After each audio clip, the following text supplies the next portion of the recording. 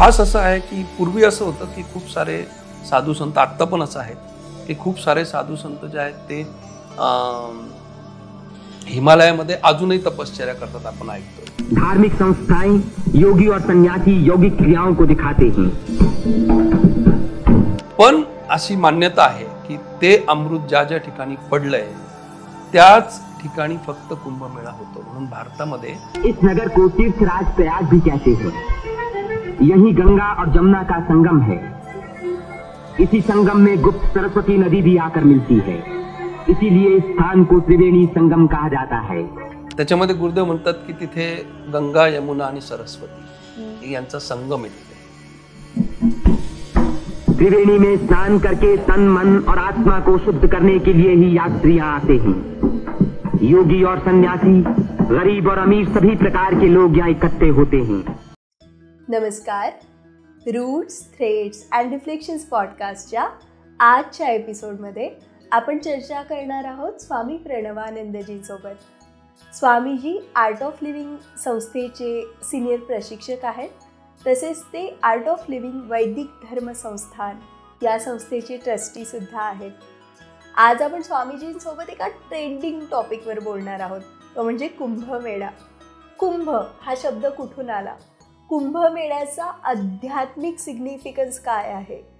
कुंभमेळ्यात जर आपण जाऊ शकत नाही आहे आपल्या रिस्पॉन्सिबिलिटीजमुळे म्हणा किंवा ह्या विचाराने की ऐगो तिथे गर्दी असणार फार, तर मग आपण इथे जिथे आपण आहोत तिथे राहून कुंभमेळ्याचा कसा फायदा घेऊ शकतो किंवा अनुभव करू शकतो, या अशा बेसिक ते ॲडव्हान्स क्वेश्चन्सचे आपण उत्तरं स्वामी प्रणवानंदजींकडून जाणणार आहोत। तर तुम्ही हा एपिसोड सर्वांना शेअर करा, पूर्ण बघा आणि माझ्या चॅनलला सबस्क्राईब करा। चला सुरू करूया। Enjoy the show. जय गुरुदेव स्वामीजी। जय गुरुदेव। कसे आहात तुम्ही? खूप मस्त। तुम्हाला इकडे दिल्लीकडे कसं वाटतंय स्वामीजी? खूप छान। मी जवळजवळ 11-12 वर्षानंतर आलोय दिल्लीला। अरे वा, फरीदाबाद मध्ये मी 2013-14 मध्ये आलेलो पूर्वी। छान छान। आणि आज रुद्रपूजा घ्यायला आणि त्याच्यानंतर आता पहिल्यांदाच येतोय। बरोबर। आणि हा एक आपल्याला मौका भेटला तुम्हाला फरीदाबादला आणायचा। येस। स्वामीजी, आपण कुंभाविषयी बोलूया, कुंभमेळ्याविषयी। कुंभ राशी पण असते, कुंभक हा एक योगाचा प्रक्रिया पण असते आणि कुंभ म्हणजे भांड्याला पण म्हटलं जातं। तर हे कुंभमेळ्यातला कुंभ शब्द कुठून आला आणि त्याला कुंभमेळ्याला कुंभमेळाच का म्हणतात? ऍक्च्युली जेव्हा गुरु जो आहे तो कुंभ राशीमध्ये जातो आणि सूर्य जो आहे तो मकर राशीमध्ये जातो, हे जे मिलाप असतो त्यांचा, त्याच वेळेला कुंभमेळा होतो ऍक्च्युली। आणि हे दर 12 वर्षांनी ही सिच्युएशन येत असते आणि ती ह्या वेळेला आलेली आहे। आणि हा जो कुंभमेळा आहे हा खास असं आहे की पूर्वी असं होतं की खूप सारे साधू संत, आत्ता पण असं आहेत की खूप सारे साधू संत जे आहेत ते हिमालयामध्ये अजूनही तपश्चर्या करतात, आपण ऐकतोय। म्हणजे माहित नाही किती वर्षापासून तपश्चर्या करतायत ते।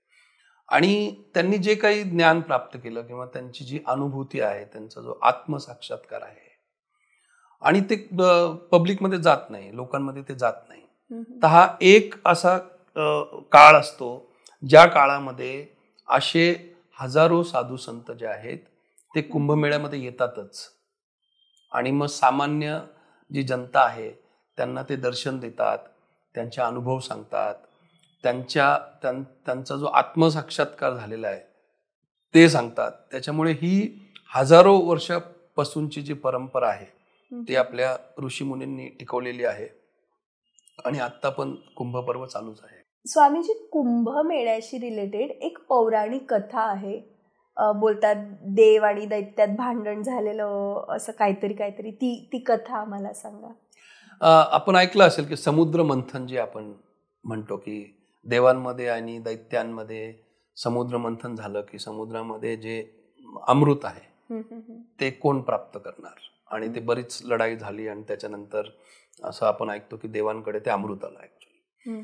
तर ते अमृत घेऊन जात असताना त्या अमृताचे जे थेंब आहेत ते 4 ठिकाणी पडले. प्रयागराजमध्ये, हरिद्वारमध्ये, उज्जैनमध्ये आणि नाशिकमध्ये.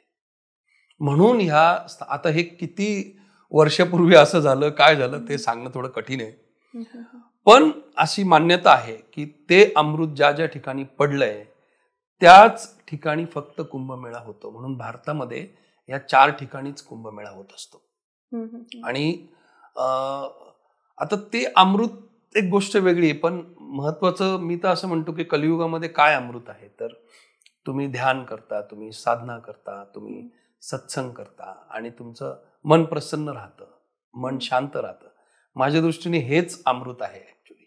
आणि मग ते प्रतिकात्मक ह्या जागा आहेत की इथे आपण जाऊन हे जर केलं तर त्यावेळेला जशी खगोलीय स्थिती पण तशी बनलेली असते की ह्याचा माणसावर पटकन चांगला परिणाम होऊ शकतो, फास्ट होऊ शकतो चांगला परिणाम. तुम्ही जी ही पौराणिक कथा सांगितली याला आपण इतिहास नाही म्हणू शकत. रामायण इतिहास आहे, महाभारत इतिहास आहे, म्हणून ह्या गोष्टींवर प्रत्येकजण विश्वास करतो. पण पौराणिक कथा आली की कुठेतरी लोकांचा विश्वास, काही लोक असेही असतात की तो डगमगतो. मग लोकांना काहीतरी कुठेतरी विज्ञान जुडलेलं पाहिजे, लॉजिक जुडलेलं पाहिजे. तर अशा लोकांना, अशा इंटेलेक्च्युअल्सला तुम्ही कुंभमेळ्याचा ओरिजिन कसा समजवाल? नाही, आपल्याला हिमालयाचा ओरिजिन माहिती आहे का, गंगेचा ओरिजिन माहिती आहे का? तुम्ही दाखवू शकता का कुठे इतिहासामध्ये की गंगा कोणत्या दिवशी, कोणत्या वर्षी उगम पावली? पण आपण हिमालय स्वतः बघतो, आपण गंगा वाहताना बघतोय. आणि याचं सगळ्यात महत्वाचं प्रतीक हे असं का वाटतं लोकांना मला कळत नाही, आज करोडो लोक त्या ठिकाणी जात आहेत कुंभमेळ्यामध्ये. म्हणजे कितीतरी गोष्टी परंपरेने चालत आलेल्या आहेत. आणि मग ते त्यांचे, माझे वडील जायचे, मग त्यांचे वडील जायचे, त्यांचे वडील जायचे, त्यांचे वडील जायचे, आणि ती परंपरा अगदी कंटिन्यू आहे. त्याच्यामुळे मला नाही वाटत की याला काही इतिहासाचं काही प्रूफ असायला पाहिजे किंवा काय. एवढी सगळी जी जे धार्मिक भक्त आहेत ते तिथे असे जमा होत आहेत. जर तुम्ही फोटो बघितले असतील तर कळत नाही की हे माणसं आहे की अजून कोण आहेत. इतकी गर्दी आहे तिथे. आणि यावेळेला सरकारने पण इतकी चांगली व्यवस्था केलेली आहे, तर लोकांची जी भक्ती आहे त्याला जर राजाश्रय पण मिळाला तर त्याचा किती चांगला उपयोग होऊ शकतो. आणि बाकीचं पण त्या स्टेटमध्ये म्हणा किंवा देशासाठी पण त्याचा किती चांगला फायदा होऊ शकतो, याचं खूप चांगलं उदाहरण इथे आहे. त्याच्यामुळे मी म्हणतो याच्यात खूप जास्त इतिहास वगैरे बघण्याची आवश्यकता नाहीये. जी अनुभूती तिथे मिळते ती गंगा स्नान करून एक श्रद्धा आहे लोकांमध्ये की आम्ही गंगेमध्ये एक जर डुबकी मारली तर आमचे सगळे पाप नष्ट होतील, अशी एक श्रद्धा आहे. आणि त्या श्रद्धेमुळे ते तिथे जात आहेत. तर श्रद्धेसाठी कोणत्याही प्रूफची गरज राहत नाही. बरोबर बरोबर है ना. बरोबर. कारण आईला मुलगा ओळखत नाही तेव्हापासून त्याची श्रद्धा असते आईवरती. त्याला जर विचारलं की तू जेव्हा जन्माला आला तेव्हा तुला माहिती का ही तुझी आई आहे, त्याला नाही सांगता येणार ना, कारण त्याला समजच नाहीये. पण ती श्रद्धा त्याची डेव्हलप होत गेली आणि ती पुढे तशीच राहिली. बरोबर. स्वामीजी, आपण जेव्हा डिस्कस करत होते एपिसोड शूट करायच्या आधी, तेव्हा तुम्ही मला सांगितलं की तुम्ही ॲडव्हान्स मेडिटेशन कोर्स घेतायत तिथे, जिथे आता कुंभमेळा सुरू आहे. तर तुमच्या मते जेही एवढे करोडो लोक कुंभमेळ्यात जात आहेत तिथे आध्यात्मिक अनुभव घेण्यासाठी किंवा एक पुण्याचा साठा वाढवण्यासाठी, तिथे त्यांनी मस्ट डू थिंग्स काय केल्या पाहिजे? म्हणजे इथे गुरुदेव श्री श्री रविशंकरजींच्या आशीर्वादाने आपण आपलं पण एक तिथे टेंट टाकलेला आहे, जिथे राहण्याची व्यवस्था पण आहे. तिथे सकाळ, दुपार, संध्याकाळ आर्ट ऑफ लिव्हिंगच्या वेगवेगळ्या ऍक्टिव्हिटी चालू असतात. सकाळी तिथे रुद्रपूजा होते ज्याच्यामध्ये तुम्ही ध्यान करू शकतात. दुपारी गुरुदेवांच्या आवाजामध्ये तिथे मेडिटेशन करवलं जात आहे. रोज संध्याकाळी तिथे सत्संग होतो आहे आणि त्या सत्संगमध्ये पण ध्यान करवलं जात आहे. आणि आता सध्या तिथे आमचे एक स्वामीजी आहे, स्वामीजी दिव्यानंदजी, ते तिथे भागवत कथा पण करतायत. तर महत्वाचं, आता आम्ही जस्ट काही दिवसापूर्वी 10-15 दिवसांपूर्वी भारतातल्या सर्व जवळजवळ 60 ब्राह्मणांचं संमेलन केलं. कारण वैदिक धर्मसंस्थांमध्ये हे जे काही चॅन्टिंग आहे, 16 संस्कार आहेत, हे सगळं ब्राह्मण मंडळीच करत असतात. तर त्यांना अजून थोडं प्रशिक्षण देण्यासाठी आणि त्यांचं पण कनेक्ट वाढवण्यासाठी आणि मेन म्हणजे त्यांनी स्वतःकडे लक्ष द्यावं म्हणून हा आयोजन केलं होतं, ज्याच्यामध्ये गुरुदेवांनी पण ऑनलाईन, तेव्हा गुरुदेव अमेरिकेमध्ये आणि युरोपमध्ये होते, तर तिथे पण गुरुदेवांनी त्यांना ॲड्रेस केलं, त्यांच्याशी बोलले, त्यांना काय हवं काय नाही ते पण बघितलं. तर त्याच्यामध्ये गुरुदेव बोलता बोलता असं बोलले की अच्छा, तुमच्यामधल्या किती लोकांची इच्छा आहे प्रयागराजमध्ये जाण्यासाठी? तर बऱ्याच लोकांनी हात वरती केला. तर गुरुदेव म्हटले की आपण काहीतरी अनुष्ठान करू तिथे. तर मग मी डोक्यात ठेवलं की गुरुजींनी अनुष्ठान शब्द वापरलाय म्हणून. तर आम्ही सगळे प्रिपरेशन केलं की काय करायचं मग आता तिथे, कोणतं चॅन्टिंग करायचं का, काय करायचं. आणि मग जेव्हा नेक्स्ट टाइम गुरुजी आले, 7 दिवसाचा प्रोग्राम होता, तर लास्ट पण एक गुरुजींचं आम्ही ऑनलाईन सेशन ठेवलं होतं. मग त्याच्यामध्ये मी विचारलं गुरुदेवांना, गुरुदेव आपने तो कहा था कि हम कोई अनुष्ठान करेंगे, तो ऐसा क्या विशेष, कौन सा विष्णु जी का अनुष्ठान करे या और क्या करे? गुरुदेव म्हटले नाही, आपलं तर अनुष्ठान एकच आहे, ते म्हणजे ध्यान. तो ध्यानामध्ये सगळं समाहित आहे. तर जी लोक जात आहेत कुंभमेळ्यामध्ये, गंगा स्नान महत्वाचं आहे, त्याच्यामध्ये काही वाद नाहीये, पण त्याचबरोबर थोडं तिथे तुम्ही ज्ञान ऐकलं, थोडं वेळ बसून ध्यान केलं, तर त्या कुंभमेळ्याचं तिथे जाण्याचं जे आपला उद्देश आहे तो अधिक चांगल्या प्रकारे सफल होईल असं मला वाटतं. बरोबर. स्वामीजी, मी एका न्यूज मध्ये ऐकलं की भारतातील आणि संपूर्ण जगातील जवळजवळ 40 करोड लोक जात आहेत कुंभमेळ्याला, बरोबर? तर आता एवढे लोक जात आहेत, मग आपल्याला मनात एक प्रश्न पडतो की गर्दी असेल बाई, नाही जायचं. ह्या कारणाने आपण आपल्याला तिथला फायदा कळतो, अनुभव कळतो, पण आपण जात नाही. किंवा मग रिस्पॉन्सिबिलिटीज पण असतात, घराच्या असतात, कामाच्या असतात, त्याच्यामुळे काही लोक जाऊ शकत नाही. मग अशा लोकांना जे तिथे जाऊ शकत नाही त्या जागेवर, ते इथे राहून, जिथे ते आहेत तिथे राहून असं काय करू शकता की त्याच्यानी तोच फायदा होईल जो तिथे गेल्याने होईल? म्हणजे जर तुम्हाला जायला मिळालं तर तुम्ही नक्की जायला पाहिजे. बरोबर. पण माझा जो काही 24 वर्षाचा अनुभव सांगतो किंवा जे मी गुरुदेवांकडनं ऐकलेलं आहे, त्याच्यामध्ये गुरुदेव म्हणतात की तिथे गंगा, यमुना आणि सरस्वती यांचा संगम आहे तिथे प्रयागराजमध्ये, आणि त्या संगमामध्येच आपण स्नान करतो. तर गंगा म्हणजे काय? तर गंगा म्हणजे ज्ञान आणि यमुना म्हणजे भक्ती. तर हे प्रतीक आहे ऍक्च्युली. तर जेव्हा तुमच्यामध्ये ज्ञानाची एक पिपासा निर्माण होते, तुम्हाला ज्ञान प्राप्त करायची उत्कंठा निर्माण होते आणि त्या दृष्टीने तुम्ही तुमचं पाऊल टाकतात आणि तुम्ही भक्तीमध्ये लीन होतात, ईश्वराच्या लोकांच्या सेवेमध्ये तुम्ही कार्यरत असतात, तुम्ही भक्तीमध्ये लीन होऊन सत्संग करतात, भजन करतात, ईश्वराचं नाव घेतात. तर ह्या सगळ्या दोन्ही गोष्टींनंतर असं म्हणतात की जी सरस्वती आहे ती लुप्त झालेली आहे. सरस्वती तिथे नाहीये, लुप्त आहे ती, म्हणजे ती दिसत नाही आपल्याला प्रयागराजमध्ये.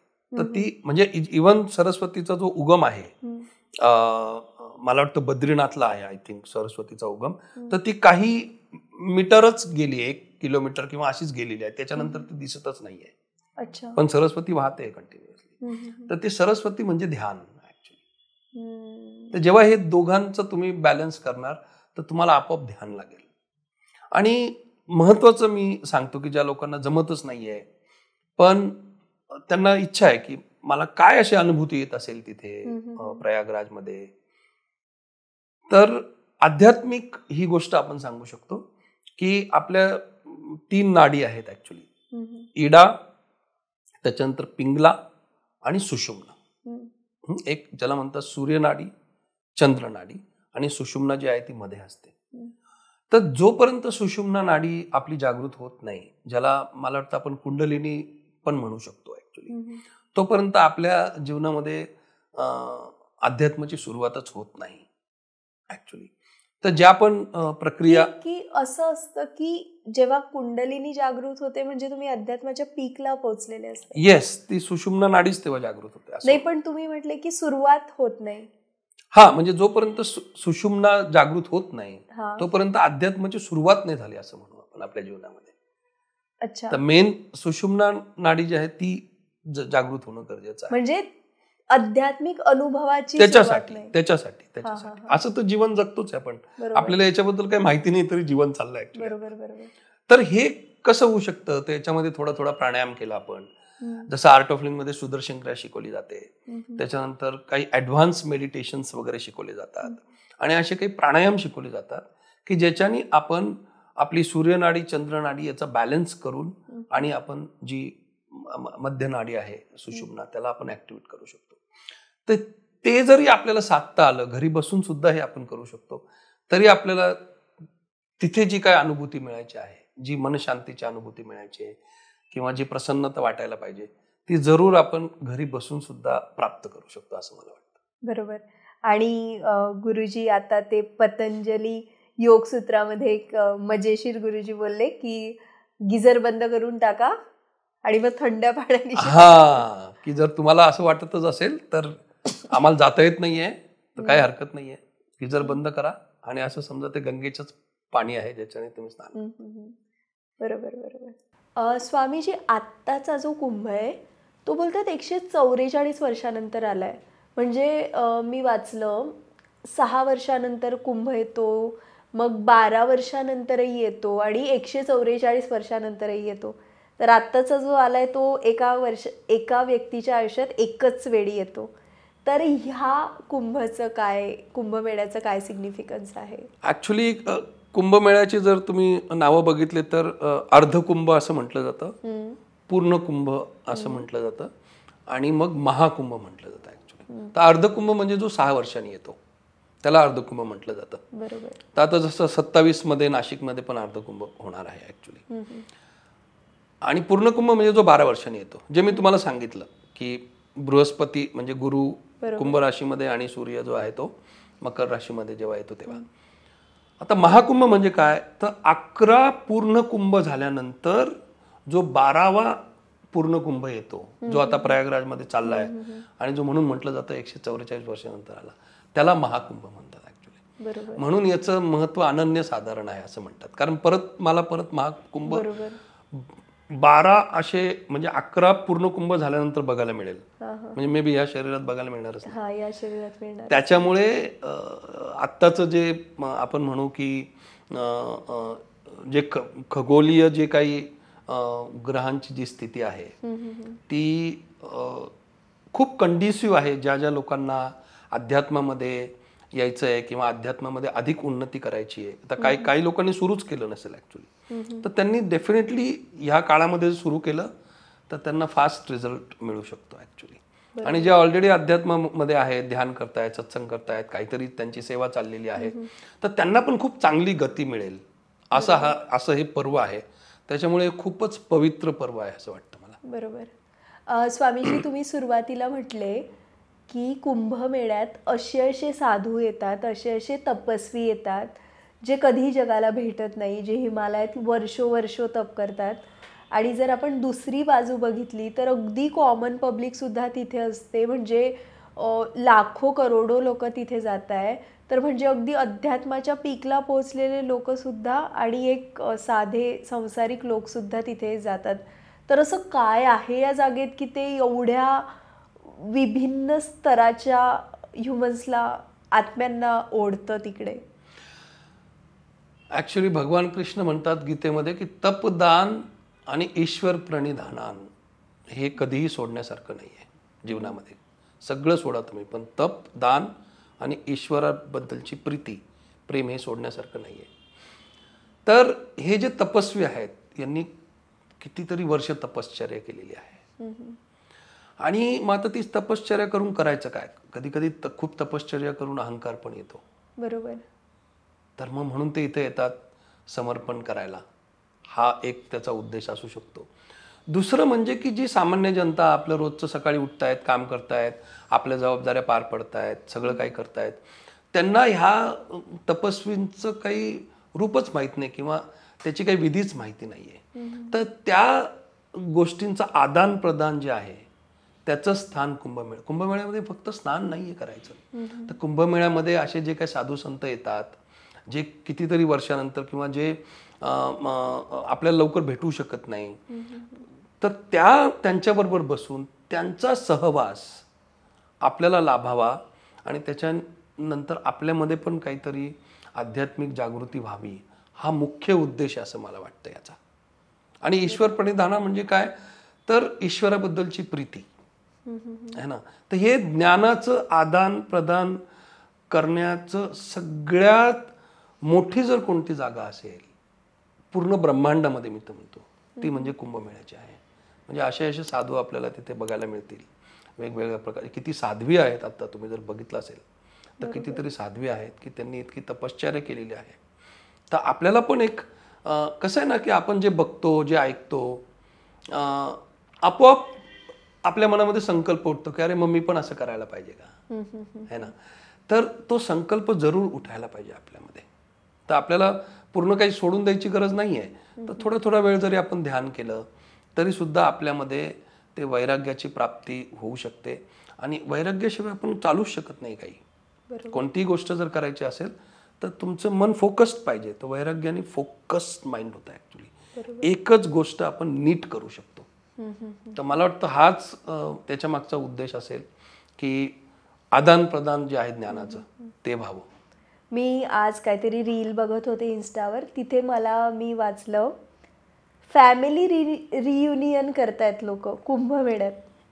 म्हणजे आपण फार्म हाऊसवर जातो, तिथे राहतो सगळे लोक, तर ते तसं कुंभमेळ्यात जाऊन राहतात. हो, कारण मी आता मला 4-5 दिवस झाले दिल्लीमध्ये. तर मी ज्यांच्याकडे गेलो, ज्यांच्याकडे जातोय, मी एका ठिकाणी तर गेलो, एका लेडीकडे तर सगळ्या बॅगा वगैरे बाहेर होत्या. मी म्हटलं क्या है, कोई आ रहा है की जा रहा है. तर ते म्हटले नहीं, हमारी पूरी फैमिली और करीब 12 घर के लोग गाड़ियां लेके कुंभ मेला में जा रहे हैं हम अभी. 2 दिन कुंभ मेला में रहेंगे, फिर वापस आएंगे. तर डेफिनेटली म्हणजे हे आपल्याकडे ना ही परंपरा मानली जाते. संत ज्ञानेश्वरांनी सांगितलंय की वसुधैव कुटुंबकम, है ना. हे पूर्ण जे वसुधा आहे, ही जे पृथ्वी आहे, ही कुंभासारखीच आहे ऍक्च्युली. आणि ते माझं कुटुंब आहे. जेव्हा असं वाटायला लागतं आपल्याला, तर मग कोणाबरोबर राग आणि कोणाबरोबर द्वेष तो होऊच शकत नाही ऍक्च्युली. आणि त्याचं एक चांगलं उदाहरण आपल्याला इकडे बघायला मिळतंय. येस स्वामीजी, आपण जे काय आत्ता कुंभमेळ्याविषयी बोललो, तुम्ही जे काय सांगितलं त्यातले कीवर्ड्स जर काढायचे झाले तर मी म्हणणार की स्वामीजी म्हटले ध्यान करायला पाहिजे. जेही लोक तिकडे जात आहेत, जेही संत तिथे आहेत, ज्यांचा सहवास दुर्मिळ आहे, त्यांच्या सानिध्यात राहायला पाहिजे, ज्ञान ऐकायला पाहिजे. आणि मग ते स्नान तर ते करणारच सगळे लोक. आणि आपण इथे असूनही तुम्ही म्हटले की कुंभमेळ्याचा आपण अनुभव करू शकतो प्राणायाम ध्याननी. बरोबर स्वामीजी? येस. आणि मी महत्वाचं अजून 2 गोष्टी सांगू इच्छितो की गुरुदेव श्री रविशंकरजी 1 तारखेपासून तर 5 तारखेपर्यंत कुंभमेळ्यात राहणार आहे. अच्छा, फेब्रुवारी महिन्यामध्ये. आणि ते तिथे बऱ्याच सर्व संतांना भेटणार आहे.